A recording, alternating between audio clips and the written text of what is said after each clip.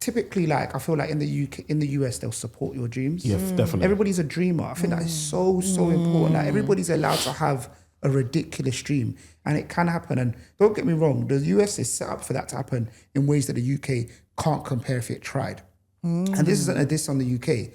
You mentioned people that are making millions of lashes. That's because there's as many people in the UK in their state alone. And that's why I always mention to people that have you noticed that when a rapper gets introduced to us in Europe, he's already gone. They're already a millionaire from their state alone. You can tour your state and be a millionaire. Do you get what I'm trying to say? So I think that there's things that just make the US not easier to succeed, but it facilitates success a lot more because they just have way more people. Do you get what I'm trying to say? You can operate in a niche and still have a market of 10 million, 15 million people basically in a very small niche in America. So I think there's that. And think about it. And because of that, access to finance. I think that's the hardest thing here in the UK. Access to finance is crazy in America. In America, you can get access to finance because they know that there's a market. As long as you can explain your niche, they know there was enough people, they'll give you money to go and do it. Here, not here, but in the UK, to get access to finance is so difficult. Yes.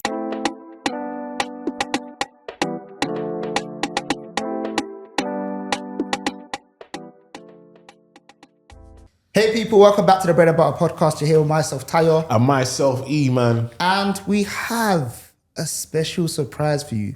We have, Eman, you would agree, our most esteemed guests ever. By far. Wow. By far. Back on the podcast. This is one that was highly requested.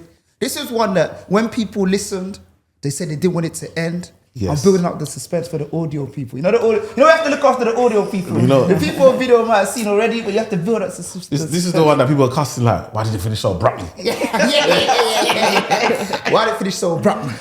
Guys, in the place, we have Mims Asukwo and we have Antoinette Ogutonode. I'm going to clap myself. Come on. Welcome back. How are you guys doing today? Yeah, we're good. Good. You guys are glowing, man. You're enjoying the sun. Mate, I love the sun. sun. Is beautiful. As you guys know, these few episodes for the next few weeks, we're doing live from Dubai. If you're on video, you can see me and Eman got the shorts out. Come on. Eman's wearing Inter Miami t-shirt. He's really Come on. I said I'm on the holiday. Let me put the vibe. He's really living it. He's Come leaning on. into it. Very, very important. So, yeah, guys, we're in the building and we thought it'd be important to get our wives back on as well. Obviously, you know, Eman and I, we're very big on helping you guys get better with your finances, the direction of your life. And look, marriage is a super important part of it. Our wives are part of our life. So it's important to bring them on. Your wives are your lives. Oh, yeah. One more level. They always got to take it far. We're going to let them have it. We're going to let them have it. Looking right, we're going to let them have it. Because this is real lessons about marriage. Sometimes you just let them have their piece. You understand? You have to know what battles to pick. This isn't one of them. You just cue it. But how you guys feeling, man? You excited to be back on? Yeah, I think, like you said, it was abruptly cut the last time. So I think we've got a lot of things to say. We always have a lot of things to say. We have a good natter anyway. So yeah. So this is a chance to get it recorded, to give people an insight. How's your, how have you been finding your time in Dubai? It's been amazing. It's definitely opened our eyes to possibilities. And I think I was saying to Antoinette yesterday, it's given me like a fire that I didn't think I needed. But just seeing a different pace of life just makes you realise, hey, there's more out there, you know. That's what Dubai does for you. Yeah, I completely agree. I'd even go as far as saying that that's what kind of like traveling as a whole does for you. Like sometimes if you're not able to get out of your comfort zone, you can't really see the opportunities out there. Yeah. And that's one of the things that we kind of want to speak today because we're all parents. Yep. You guys got 4. Chai. We got 2. And look, we were raised in a different country other than where our parents were born, right? And we kind of want to explore what that looks like for our generation, like whether it's in the Middle East, whether it's even in Asia, whether it's in Africa, whether it's in America, or whether it's in the UK or other places in Europe. What does that look like, basically? Because there's a lot of big differences, right? No, definitely. I think it's so important to understand. So for me, like being out here, I've loved it. Do you know what I mean? I've loved just the people, the level of service. I feel like I'm in a place where people take pride in the service. Yeah. Like, pride is the key word. And it's like, I feel like in the UK, like one of the biggest problems we have is that people will rather be like, I'd rather be on benefits than be a cleaner or do, because they'll be like, they don't take pride in work. But you see here, They take pride. It doesn't matter what your job is. The fact that you're working, everybody respects it. It doesn't matter what your job is. The fact that you work, we respect it. You are respected because you're doing something that helps the whole country. Do you know what I mean? Your small part makes the country better. So nobody looks down on anybody on, oh, you're only this or you're only that. No, it's a full ecosystem. Exactly. Everybody understands that no matter what the job is, every job is, look, like you said, at the school, there's someone to open the gate. There's someone to help people with the parking. Every job is appreciated. Every job is thanked. Like when we're in the mall, the security, even when you're walking around, like people are just ready to help. And people will greet you, good morning. People will welcome you. You feel like, actually, I'm somewhere where people want me to be. And it gives you a buzz and an energy to say, right, you know what? Because I've been so given so much warmth and encouragement, like, what can I bring back now? Because people are giving to me, what can I bring back to the country now in regards to the skills that I have? And I think that's so vital in wanting to, it's an important part of life that I think in the UK, we just don't appreciate. Yeah, and I think so massively as well. And I think that it's important to understand the impact that could have on your children. Yes. Or you raising children as well. Something that you mentioned, right? I think that a lot of these things are built in cultures as well. Because to a certain extent, I feel like some of the issues that are highlighted within the UK, it's not actually the UK's fault, it's the system's fault. Because you shouldn't have a system where, in actual fact, if we're talking about return on your time, we shouldn't have a situation where it makes more sense for you to declare yourself as unemployed. It shouldn't be like that. It shouldn't. Even on the flip side, there shouldn't be a scenario where you're earning double the average salary of the whole country and you're struggling to buy a house. I mean, it shouldn't be the case. So a lot of it is from the system, but there are huge benefits of raising your children in the UK as well. there are, yeah. I'm always mindful when I talk about the UK. Obviously, we lived there for a long time. All of our parents left there. Well, you guys are from Nigeria. I'm from Ghana.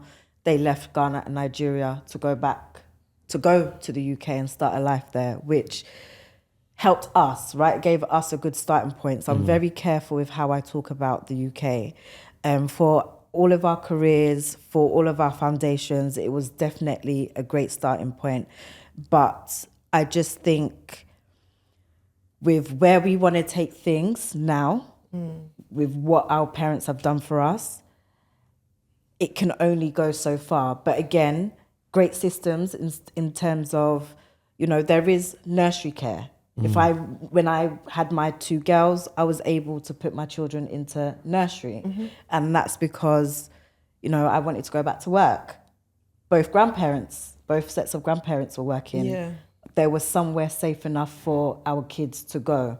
The education system, from what I remember, was fantastic when I was growing up. I went to a very good girls' school.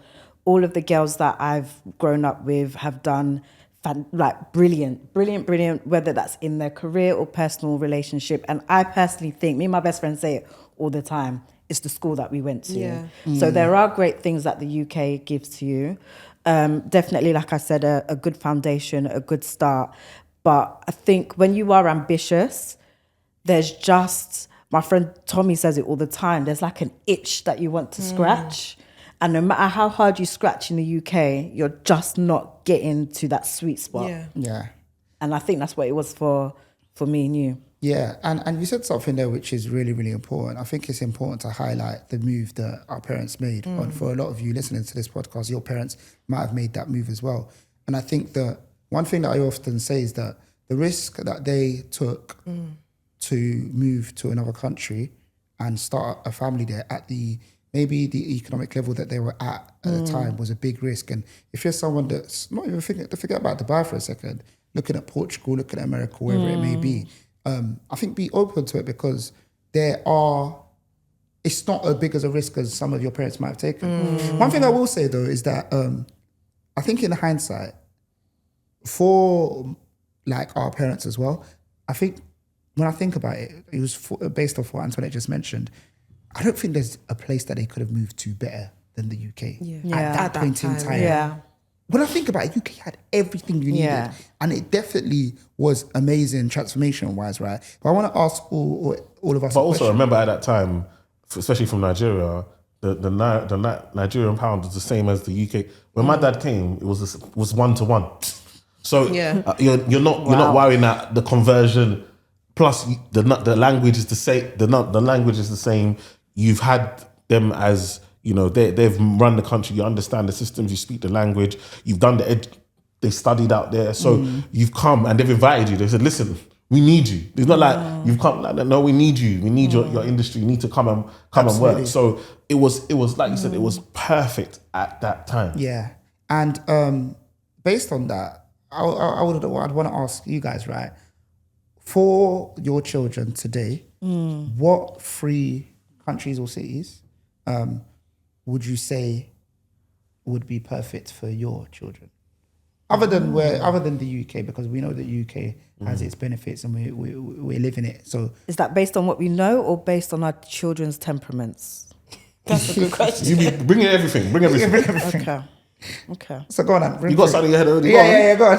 Well, it's funny because I've always said that outside of the gun crime, outside of their leader, I would actually love both of my girls to go to America. Yeah. I would love it because I feel like the American system is such that if we're comparing US to UK, they don't have the independent backing of the government. So when I say that, what I mean is if you choose not to work in the UK, you can be eligible for benefits, which then doesn't give you a battery in your back. It makes you comfortable for certain things. When you hear stories of people in the US that don't have much, that actually gives them a fire in their back to work hard because there's the council's not going to give them, I don't know how much benefits are now, I don't know, but the council, I'm just putting a number out there, it's not going to give them £1,000 a month to get through the month and survive. Do you get what I mean? They have to go out and hustle. And I was listening to, I always get mixed up, I listened to it years ago, can't remember if it's the owner of Monzo or one of the startups, right? Monzo. Was it Monzo? He was saying that he went to his UK network about starting up the bank and they were like, not sure, you want to start up a bank? Like the bank, like UK's banking institution, like that's the hub. Like you want to compete with the Barclays, the NatWest, like really? And then he went to his US network and they were like, fantastic. You should talk to this guy. You should talk to that guy. And that's the limiting factor that I don't want my children to have, which I think the UK give you. I don't know whether it's a fear of being successful, but the US don't have it. I feel like, and I know it's only limited to what my social media is, but you can be a millionaire in anything that you do, whether that's lashes, hair, the doctors are millionaires. We've got doctors in the UK that are posting their 50k payslip saying that this isn't enough, I can't pay my rent, I can't eat. So I want them to feel like anything is possible, and I feel like you can get that in the US. Yeah.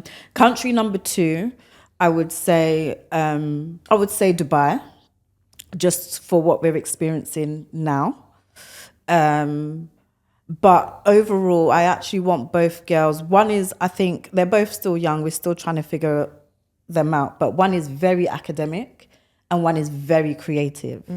So I actually want them to travel a lot to figure out what actually works for them and what they eventually will figure out they're brilliant at. Yeah, global view is super important. Yeah, it's so important. Even just the different, I mean, we've been here for 5 months and we've met people I've met Americans, Nigerians, people from around the world. And the level of conversations that I'm having now literally blows my mind. Blows my mind. Conversations that like you'd be scared to, or you'll tiptoe into if you're talking to some people in the UK. Here, I've got a friend here that she's just come back from Morocco. She's building a flipping hotel. She's in her 20s. It's like, come on. And the way she's talking is like it's nothing. Do you get what I mean? She's like, yeah, I've got my investors. This is what we want to do. She's done one in Bali. Like, the sky is the limit. And I want my children to be around people who think that the sky is the limit and are not limited to, just doing one thing or just having one 9 to 5. Because I'll be happy for them to be a 9 to 5 or an entrepreneur. But I want them to think broadly. I think that's amazing. And I think I do agree with you with regards to countries, because it does, unfortunately, just doesn't go to where we would want them to live, because we have to think of what their environment is going to be like if they move to that country as well. Yeah. We have to think of race relations. How are they going to be approached? How are they going to be treated? And in as much as there's amazing European countries, you kind of think, oh, the world might not necessarily see or look favorably upon them. So somewhere like America, like you said, or Dubai, or somewhere in the Middle East, I think they can really flourish in those countries as long as they have the hunger and the drive to make it work. Like Ethan, our second, he's very focused. Like if he knows what he wants to do, I think he will do amazingly in America, for instance. Malachi, he's more chilled. So he needs someone that will put the fire in him to get him going. And the girls are still a bit young, so every day is a new career. So we're not 100% sure. But I think, America, Dubai, Middle East, I think will do well for them. And maybe for us, maybe slower pace of life. If we want Portugal, we like Portugal. We've been there a couple of times and we've had no issues. So, yeah. Yeah, I think for me, there's a few things that you said like America has this pros because again, like I think in the UK, I think again, remember we have to understand the tradition of the UK, how the UK started. We had the empire, so forth. So for them, I feel like their thing is nobody should be poor, but nobody should be too rich. Like I'm a financial advisor. I meet wealthy clients every day. They hide their wealth. They don't dress up. They don't talk about the money they make. They hide it. They put it down. In fact, some of my wealthiest clients, if you saw them, you might give them £5. Like, go buy a drink or something, because the way they dress, they're so scared to show that you have money, because it's almost downcast in the UK to be, how can you be rich when there are poor people that are poor? Like, do you know what I mean? That is the mentality. And I get that. A lot of that comes from the guilt of the past and so forth. But I think America is the opposite. America is like, you hear the stories, like you said, there's no benefits. I lived in my car. Literally. Living in their car. Like, that could never happen in the UK. You will go to your local authority. And they'll give you a house. They'll give you a yard. They'll give you, what's the thing? Temporary accommodation. Temporary accommodation in one of these things. At least you get a room somewhere. Even a room. I know people, I remember growing up, they'll give you a house in a good area. If you were lucky, you'd be in a fantastic area in a house that the council's given to you. Especially if you have a kid though. And again, that's good. When you really deep it, the good. heart of it is good. That actually, if you have a child, you and your child didn't ask to be born, the child should have certain standards, like a roof over their head, electricity, heating. That child deserves that. So forget what you've done. That child should not be on the street. So we'll provide you, and that at heart of it is good. It's good. Yeah. Where it's gone to, it's because it's been abused. It's been abused. And there hasn't been things in place to stop it being abused, basically. It's been abused. So, and then what's happened now is it's created a mindset of people work is not encouraged. It's not. It's almost like, right, you work. Like, why would you work? Like, do you know what I mean? Like, when you could just get benefits, Especially if you have a family. Especially with the tax. It's the tax that if you worked and you got twice what somebody on benefit got, you wouldn't mind. But when you work and then somebody that doesn't work and it's like £500-400 difference. Yeah. Wow. I use this example all the time. They might be better off. We see people better off because then, remember, they get reducted rent. Their rent is reduced. Sometimes nursery fees are free. Nursery fees. They get allowances. They get support. Yeah. You can get access to equipment, so like laptops, Wi-Fi, all of these things. So all of a sudden, if there was a balance, it would make sense. Yeah. There isn't. I saw a comment yesterday on a guy's post, and he was like, "Oh, 2K universal credit. I get 5K." I was like, "What? Yeah. What? Yeah. What's 5K, like a 100K salary? Yeah, basically. Yeah. And look, on top of that as well, two people earning 50,000. If they have a husband and wife earning 50,000 each, if they have a child, that's fine. When they have the second child, you actually have to have discussions about, is one of us going to stop working? Which is insane. I mean, just from a productivity standpoint for the nation, it's crazy, isn't it? But did you say all three countries? No. China. So you can only say one that someone else said before. No. To me, I personally, I love South Africa. Yeah. So South Africa is in my heart. I've told my wife already, if I could move to South Africa, I'll go to South Africa.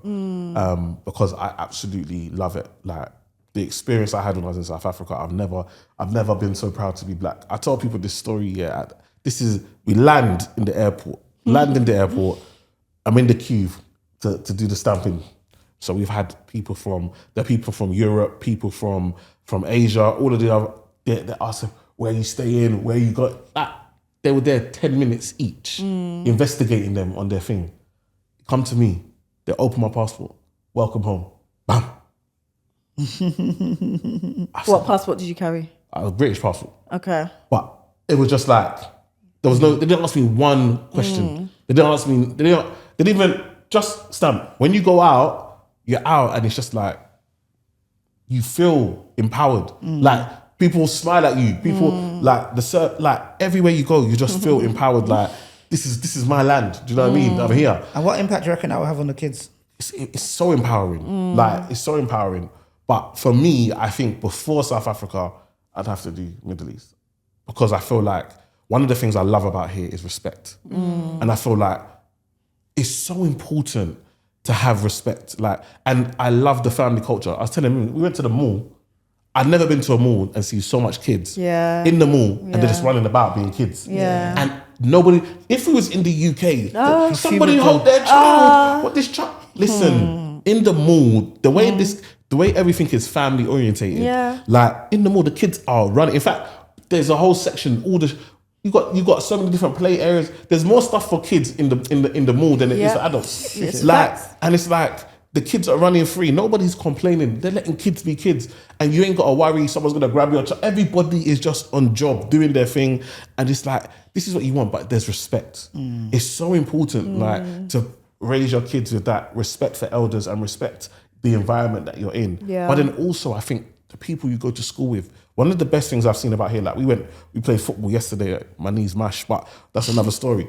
But we played football. The conversations we're having at football, the levels, everybody's doing bits. Like, everybody is doing bits. Like, and it was just like, imagine if we actually sat down, this is just playing football. Then imagine now we sat down at actual dinner or something. Literally. You're in the right environment. So imagine my kids are going to school with you guys. Literally. The conversations they're going to have. Then they're going to meet the best of Americans. Because I feel like over here, it's the best of everything. Basically, it draws if you have value, the best of the everything. If you have value, come here, basically. Yeah, like if definitely. you show a certificate that you've got this XYZ in science, or you're quoted in enough papers, it's okay, go to visa 10 years. Come and do it. And so that for me, it's so important. And then just the standard of living, like, see, and that's why again, we thank you for allowing us to stay with you guys, because I think that helped. If we stayed in a hotel, I don't think we could really experience it. Because I was telling exactly. Because I was telling you, we'll just get a hotel. It's like, no, I want you to experience it. I want you to really understand. Like, and it's been an eye opener, like proper inspirational, like just watching you guys work and what you have to do in order to get there. But then also just seeing the balance, like seeing how you balance life and still have time for one another, time for your kids, time to work. And it's just like, okay, cool, this can happen. The things that you guys are able to do here, we're not able to do in the UK. That's why we run away. I always say, me and my friends, we laugh about it, but it's not funny. The UK is not set up for families because, especially as women that want to work, I am a working woman. I will work until it's physically not possible. And that's something that I want my children to see as well, my daughters to see. I love to work, right? You guys may not know that I work in finance. I'm a head of finance in a company over here in the UAE. I've got an accounting background. Love it. Obviously, Ty and I have our businesses. Love it. I've got 2 children. Love it. How am I supposed to do all of that? Pay all the taxes that you man want from me, look after a home, look after the children, look after everything else, and then still do well in all of those things. The problem for me is doing well in all of those things. I see life as a set of scales, right? Everything has to balance, just as it has to do with your diet or anything that you do. Now, if one of the scales are tilting, something else, that means something is lacking. And I feel like the thing that always lacks in the UK is the family. It's the family. If I choose to go to work, I now have to pay for someone else to look after my children. What I'm paying is almost as equivalent to what I'm earning. So now I really have, some women really have to sit down and make a choice between work and the family. Yeah. There's no balance. And then also now, especially I'm hearing a lot now that, okay, COVID is done. You guys, we've been out. It's been 5 years. We are not doing working from home anymore. And I don't know how women were doing it before. I actually don't. Luckily for us, we had our baby during COVID. So we've always had children and worked from home, which has helped. But being out of the house for 10 hours and then coming home to raise kids for 2 hours of the day, that doesn't make any sense. It's not easy. It doesn't make sense. Like constantly having to make excuses to my man. Oh, I need to go and pick up the kids because my husband and and this one, and it's too much. Here, they're very much, because the Middle East, well, let me speak for Dubai. It's a very family orientated based country. They advocate for working from home. Whenever I need to go and pick up the kids, or especially we get into the end of the year, we've got sports day, we've got end of year this, we've got spring that. My boss is like, stop telling me your business, just block out your diary and go. Your kids come first. Even in the interview, they asked me about 3 times, how old are your kids again? Your kids come first. Do you get what I mean? Work is just a byproduct of what you have to do in order to make somebody else's business run. Once you're able to manage everything in your life successfully, you can also do that successfully as well. I don't think the balance is right in the UK for mothers. Yeah, I'd agree with that. I think that it's very, very difficult. I think the point that you made about 2 adults having to work, being in the office, coming home to 2-3 children, it's difficult. Like, I remember even like the childminder game, the au pair game, all those kind of things used to be really, really big. For me, my country's, without trying to repeat what people said, Dubai obviously won. I think the America point, just for so many reasons. Yeah, of course. They're just dreamers, and I think it's so important to be a dreamer. Remember, it's the biggest market. That's why Donald Trump is moving in with the tariffs. It's the biggest market in the world. Yeah, and I think that a lot of things, like every country has a culture, right? And it's funny because we've typically, like, I feel like in the US, they'll support your dreams. Yeah, definitely. Everybody's a dreamer. I think that is so important. Like, everybody's allowed to have a ridiculous dream, and it can happen. And don't get me wrong, the US is set up for that to happen in ways that the UK can't compare if it tried. And this isn't a diss on the UK. You mentioned people that are making millions of lashes. That's because there's as many people in the UK in their state alone. And that's why I always mention to people that, like, have you noticed that when a rapper gets introduced to us in Europe, he's already gone. They're already a millionaire from their state alone. You could tour your state and be a millionaire. Do you get what I'm trying to say? So I think that there's things that just make the US not easier to succeed, but it facilitates success a lot more because they just have way more people. Do you get what I'm trying to say? You could operate in a niche and still have a market of 10 million, 15 million people basically in a very small niche in America. So I think there's that. And think about it. And because of that, access to finance. I think that's the hardest thing here in the UK. Access to finance is crazy in America. In America, you can get access to finance because they know that there's a market. As long as you can explain your niche, they know there is enough people. They'll give you money to go and do it. Here, not here, but in the UK, to get access to finance is so difficult. Yes. And there's a point I want to make about that, because we're speaking about children, right? And when I'm speaking to the youth as well, some people that are younger, 22, 23, I say, you're young. Start again. You can lose everything and start again. The thing is, where you are right now isn't where you want to be anyways. So don't be scared to lose everything. Start again at 26. Start again at 20. You can start again at 32, 33. Oh, It's you know what I'm trying to say? Come on. And a lot of the most successful Americans have that story. And it goes back to that thing about access to finance. Like, do you know how many Americans have just done something, had a dream, it hasn't worked out, they start again, they start on a new dream. I'm pretty sure Donald Trump himself has been bankrupt bare times. Bankrupt is nothing in America. It's Bankrupt is like a badge of honor. Yeah. Like, right, you went that hard and you went bankrupt. Like, do you understand what I'm saying? Your feet. It's like, it's true. But that is actually true. I love the fact that you said that, because failure is a badge of action taken. Yeah. Yes. You can't fail if you didn't do anything. Yeah. Yeah, facts. Do you get what I'm trying to say? Yeah. Sometimes when people want to take risks, it's like there's only upside. Yeah. Because There you failed already. is. When you haven't started, you failed already. Yeah. So there's actually only it. upside. You think that by not starting, you're protecting yourself from failing, but you failed. No, you Like, failed. if you've got the idea, you fail. Like we had Joe Bear on the podcast, innit? And he made a very interesting point, which is that so many dreams are taken to the grave. Think about that. Do you get what I'm trying to say? Like, this life's so too short. true. And I think that when you think about your children, you want them to, you want to give them good soil Yes. for them to grow in, basically. And I guess this is the question we are asking. So obviously America's got bare cons. Yeah. But for the things I mentioned, there's it's good good. soil there. Obviously Dubai, I won't go into Dubai because obviously we speak about it a lot, but I think that Dubai just checks a lot of boxes across the board. When you think schools, you think sun, you think safety. I think those three in general, just for children, it makes it really, really good. And an expat community, to be fair. And the final one for me, I think I know what you're going to say.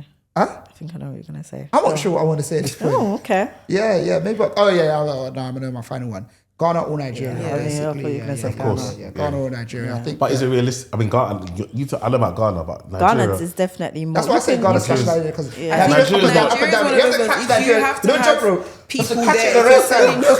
if you're sending your kids there, make sure you have everything set up for your kids. Yeah. You can't just say I'm putting you on your plane. and Nigeria is a wonderful holiday. See, if you could tell me one place to go on holiday and enjoy it, Nigeria, the enjoyment is wonderful. But if you're in a hotel, it makes sense. You've got everything works. I ain't gonna leave that I much. ain't got to leave. You got your security drive you around, driver. You see, when you want to live, it's a different story. Even people with money are there's just certain struggles. Yeah, there's some Ghana things is that slightly different, I'd say. Yeah, Ghana's slightly different. yeah. I'd say that like infrastructure, just as a like. I think the easiest way to put it is that Ghana's more stable. Yeah. There's volatility in Nigeria. Do you get what I'm trying to say? Yeah. Like, I think I think last year or a few years ago, there was a time where internet was just down for a Yeah. period of time in Nigeria. So But I think again, we're talking Lagos. I think I need to go to Abuja. People say it's I a lot. heard It's a lot. Abuja's I need to go to nice, Abuja. yeah. People have To told me go. it's completely different. by God's grace, I'll go this year. But yeah, I think those would be my three. I think that Ghana or Nigeria, when you consider the cost of living, what you could provide your children. Yeah. I've got friends that have done it. Like Yeah. the children are doing all the classes, tennis, swimming, dance, Literally. ballet, all of the classes. Horse riding. All of the Horse classes. riding, literally. All of the classes. And I think that And they've done well. Yeah. yeah, They've yeah. done well. And I think that just that exposure to that as well. And I think that because like Ghana slash Nigeria is home as well, it's kind of like I've always had the idea that would be my base, but I'd be everywhere. Yeah. And then I'd hope that my children be everywhere as well. if Yeah, that kind of you makes said that, sense. So I think that's me.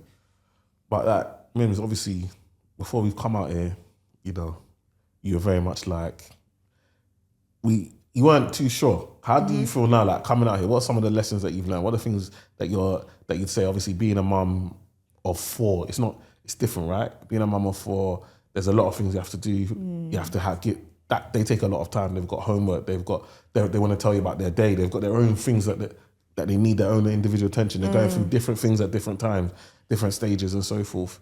Like, how do you see like moving to another country? What do you think you're missing in the UK that you could get somewhere else? Oh, that's a good question. I think what I'm missing I think speaking to Antoinette, I don't know, there's a certain joy and a certain ease when you're here. That's right. I don't know.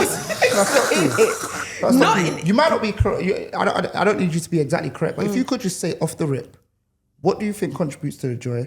What do you think contributes to the ease? I'm not gonna lie. First of all, it's the sun. I was going to say Do you that know as what I well. mean? I think the sun Just the contributes sun to the makes you joy. happy. And people might be listening to it thinking it's fake, but it's real. No, It's real. it is re- Like I'm sitting literally. outside. Ty came outside this morning. I'm sitting there. The weather's like. He's like, "Are you not hot?" I said, "Hot what? Let me enjoy this Story. because I know what I'm Always going cold. to see." So there's that. There's just the sun alone makes you just feel happy first and foremost. Do you know what I mean? And I think just seeing how life is here with 4 of us. Hey, if I could just take a little bit of what I do on a daily basis off my hands, life would just be a little bit sweeter. Yeah, people don't understand. Talk to them about laundry, like, because for me, that tumble dryer and washing machine is on It's pretty much day. on every All day, every day, laundry. We have to do laundry for 6 people. It's a lot. 6 people. So we've we, had me. Don't give I me no have a credit. system now. So the days are split up. Monday and Wednesday is the boys. Tuesday and Thursday is the girls. Fridays is school uniform. Saturday is me and Eman. Sunday we rest the machines. We pay Cool it down. I love that. Like, rest the I machine. pay every month, that monthly thing, because if something breaks down, y'all need to come fix it. Yeah, because this Because thing needs to be on. it's crazy. And then even when you finish, they'll tell you there's still more. Yeah, like it's not. It's wild. Like I said, if someone can just take laundry off take my that. hand. Hey, And then we went to laundry. She went to laundrette. It's expensive. the cost. So it's just like, I might as well just do it. Do So that at now home. I get the boys, and if they don't do their laundry, especially the boys, there's repercussions. So they're like, hey, I don't want to lose my devices. I'm not doing it. So, but then at the same time, I'm teaching them life skills, because there's going to come a time when they need to know how to do laundry. Like my son, Malachi, he wants to start learning how to cook, but he had his exams and he didn't want to study. I know he wants to learn how to cook. So I said, you know what? If you study, get through your end of years, when we come back, it's me and you in the kitchen. And that was like, oh my gosh, fantastic. So he went to study, and by God's grace, he'll get good results at his end of years. And I wanted to touch on, you spoke about failure. When Malachi was in year 7, he didn't do well in year 7, is in end of years. And he was so disappointed in himself, because he knows he can do better. This year, that boy has never come to me and said, I failed an exam at all in this whole of year 8. And that's just him saying, I want to do better for myself. Yeah. And that's what's so important. Like parents, sometimes you have to just, things happen at different stages. So for example, Malachi, if you ask him, because obviously maths is my thing, right? So he's like, maths is my thing, like my dad. Yeah. So we had a tutor. Obviously, when he got there, he was in top set maths. Then after a while, obviously he was struggling because he went to a private school, a lot of them went in primary school together, so he was struggling to get friends. It was just struggling with so many different emotions that he was going through. So then they put him in bottom set maths. So it's like they took his identity. At that point, I was just like, I know what my parents would have done. I'm going to do the opposite. Yeah. Do you know what I mean? Yeah. I'm going to be like, my son, don't worry, you're cool. We know maths is your thing. Yeah. Come now to year 8. They said, Malachi, you've done so well. Would you like to go back to top set? Yeah. I told Mali, you just chill there. You don't need them. We don't need to be in he's getting the same grades as a top set in the bottom set. Yeah. So you don't need the top set no more. I told him, don't go back to top set. You stay here because we're doing it. Do you understand? And it's like, actually, it's part of life. And that's what he said. Like, I want them to understand that you're not always going to be the best. You're always going to be, and that's my scare. That's the fear with Ethan. He's just the best at everything. The boy does anything he does. He's like, I know them, man, still. Everything. First time touching the sport.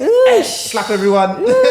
Everything. The guy is good at everything. And like, even like, they created like another, you know, like you get awards for being good at class. Yeah. So they have your gold. Yeah. Like they created the platinum award. Like I love that for him. the guy, he's already got the platinum award. There's still a whole term. There's no more awards. There's nothing left. Yeah. He's already claimed everything. Do you know what I mean? He's head boy. He's everything. And I'm just like, bro, this is not reality. Like, I want you to understand that part of it's going to get harder. Life is not going to always be easy. It's good though, because it keeps you hungry. I was like that. I was prefect, all of that, head of this, organizer of this. I even got a Jack Petchy award. I was all of that. And then I failed my A-levels. Woo! After I smashed my GCSEs. Yeah. And that really affected my dad, because I was the firstborn that got, you even did well. What happened? What happened? But back to, I'm talking about this because we're going back to failure, right? And I say I failed my A-levels, but something that he always used to say to us growing up is that you actually never fail anything. You didn't achieve the grades that you wanted to achieve the first time. You Love retook and you passed your A-levels. You didn't fail. And when you look at life like that, similar to what Ty was saying, is that you only fail when you don't continue. My dad always used to say, if the minute you decide to stop working on that thing, that's when you failed. Yeah. If you don't stop working on it, the only way to you're only going to succeed. Yeah. You're only ever going to succeed. You don't fail in anything that you do if you continue to stick at it. Do you get what I mean? Yeah. It's just not possible. So once you have that, oh my gosh, what's happened? I was good at everything, and something just shakes that. Yeah. Then something else switches in you to focus on something else. Do you get what I mean? So all of these things they're good. They're all character building. It's big. Like even like I've watched you this whole week. I don't know. So I'm an analyzer. I just observe. I just watch everything. And I remember, obviously, we've come, and then you're chilling on the couch, and the ladies was doing the girls' hair. And I was thinking, I remember saying to Mims, like, last week, Mims did the girls' hair. After she did the girls' hair, you think Mims could cook? Her arms was finished. Her arm, me have to try to give her a little massage. Her arms was aching her for doing the two girls. Plus, these girls, do they want to sit down? They want to be able to look at their iPad. They want to be able to. You had someone come in, do that, and you sat down, and I was like, oh, and just relax. Yeah. Then 2 days later, you were like, I've got a hard day today. I was just watching, and you went for me in at 12. I did not see you again till 8 at night. 8 in the evening. I said, wow. Like, whole day. You'd already had meetings in the morning. I saw you probably 10, 11. Then you went upstairs. Then I didn't see you again. All I'm hearing is video call coming from upstairs from the office. This person on the call. And I'm thinking, wow. And you came down and it's just normal. And it's like, that's the balance, right? Yeah. It's like, yes, there are certain things that you're gonna get to sit back and relax because you don't have to do. But that's because you're working hard in order to make the money to be able to do that. And that's the balance you get here. Whereas in the UK, listen, sometimes me and Mims, we look at ourselves and we're just like, what? Where's the value? Like, for all the work that we're doing, all the hours that we're putting in, what's the benefit? Because tomorrow it's just work again. Yeah. There's no enjoyment. Yeah. The best enjoyment we get is when someone says, we arrange a date, and then they say, unfortunately, we have to reschedule. And me and Mims, it's a joy. Yeah. Because now we get these hours. Back. Because you blocked out your diary for it, and all of a sudden it's time that you That's kind of bring back. Ty's favourite thing. That's the biggest joy that we get. When you really deep it in the UK, that's the biggest joy. When someone says, my wedding did, I'm like, no problem, don't invite me. I'm calm. Don't invite me. Do you understand? Because it's just time, that little time. Because we just don't get time, even to go for walks. Like, because now we're trying to be with the fitness, so the kids, like, we take them out on the walks. It's wonderful, but how often do we have the weather that we can do the walks? Yeah. So it's like, even like here, you lot went for a walk at, was it 10, 11 at night? Yeah. Do you think I would ever allow my wife to walk out in the UK were at saying 11 the o'clock same at thing. night? Literally said the same thing. It's impossible. Yeah. I'll be shaking. I'll be calling every 10 seconds like, Mims, where are you? Put your location on. Here, it's different. It's different. When we was in the mall, Mims' bag was open. She's like, I'm nervous. I said, breathe. We're not in the UK. Nobody, you could drop that phone right here, right now. Nobody's taking it. This is not the UK. Yeah. That piece of you know where your money is going. Yeah. You feel like, okay, actually, like even the other day, he was wearing a Rolex. I was like, no, we're here. It's okay. It's okay. You can do it. Like, you can't enjoy your money. Even when you make money, you can't enjoy it. Somebody's going to try and take it from you. Facts. Before we round up, right, there's something, a last thing I want to touch on, right? So we're all British Africans, British Nigerian, British Ghanaian, innit? So if we all go around here and say, to just go back a bit, we're speaking about raising our Nigerian and Ghanaian children in potentially different countries, different cultures and so on and so forth. So what is something that's the most un-African that you do right now? Oh. And what is something that you want to implement? I can start to give an idea. So probably the most un-African thing that I do, which I'm working on, is that I don't speak Yoruba to my children. Part of that's because I don't speak it fully myself yet. I'm taking lessons. Something I want to do to bring them closer to their culture is something that I'm very keen on, is that, especially because of the experiences they're having, even living in the UK, even living in Dubai, they're exposed to certain things that are luxuries, and I don't want that to be normalized. I want them to kind of, from the ages of like 5, to be going back to Nigeria and not VI and Banana Island. I want them to go mainland, see like relatives and stuff like that, and just be grounded and see what it's really like, because I feel that my parents brought me up in a way whereby I had a good life in London, but at the same time, when I went to Nigeria and saw friends and family or whatever that is, I could adapt there as well, and I wouldn't be like, you have to draw water. It doesn't just come from the tap. Like I wasn't like that, and I would hope that my children aren't like that either, in it. So that's kind of my un-African thing that you'd probably do right now. And what is it that you want to do to bring them closer to their culture? Not necessarily an-African, but furthest away from their culture at the moment. So it could be anything like they don't eat solid. Do you get what I'm trying to say? To be fair, they don't eat solid. And I think it's not for lack of not wanting to do it, it's just ease.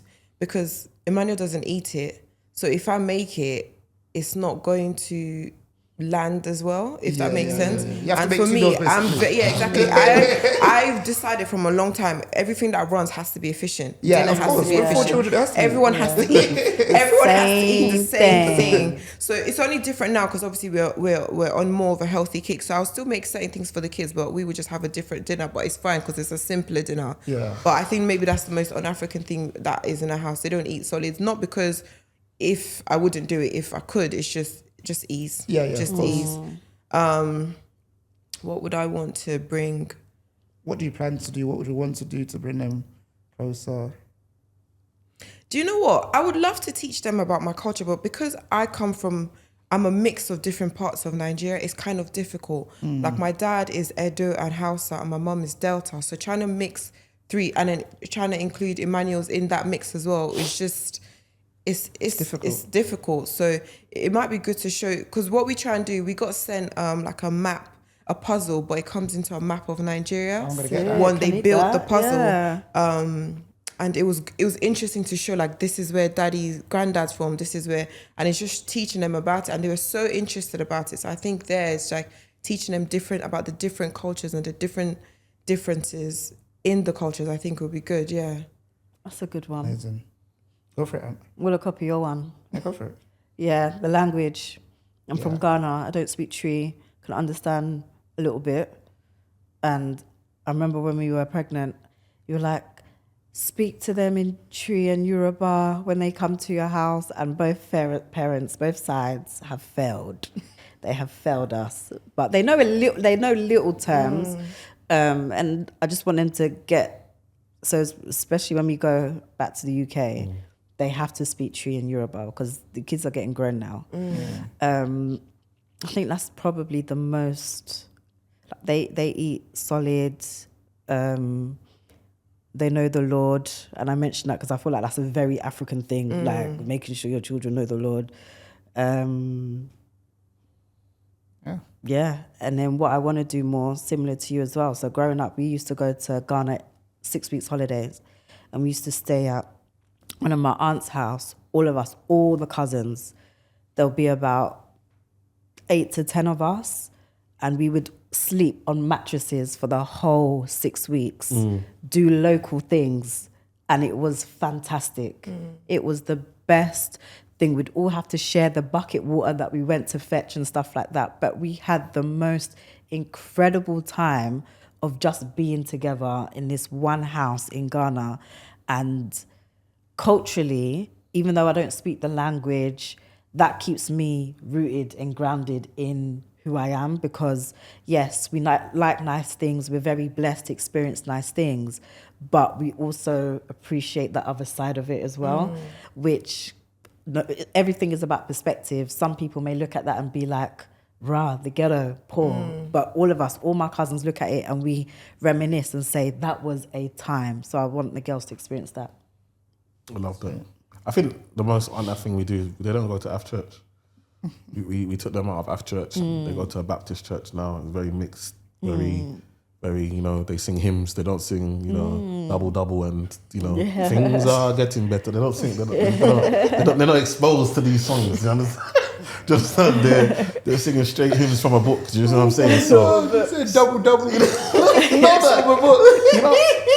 So they don't get that, and that's intentional. You know what I mean? Because we love F Church. Obviously, we've grown up on it and stuff like that. But we just want them to experience a different God in a different way, and then they can make their mind up as they grow up. Do you know what I mean? So that's been important to us, like just a family church.